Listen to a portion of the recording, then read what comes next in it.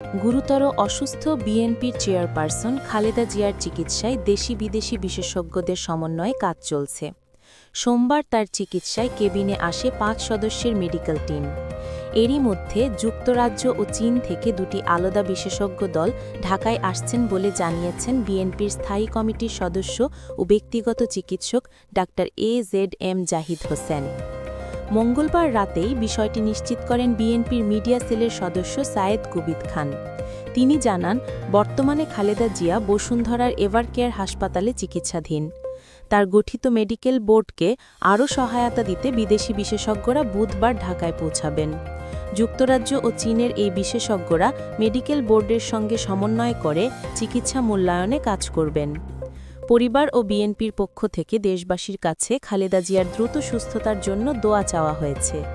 দীর্ঘদিন ধরেই নানা জটিলতায় ভুগছেন সাবেক প্রধানমন্ত্রী। গত ২৩ নভেম্বর তিনি এভারকেয়ার হাসপাতালে ভর্তি হন এবং ২৭ নভেম্বর থেকে সিসিইউতে চিকিৎসা নিচ্ছেন।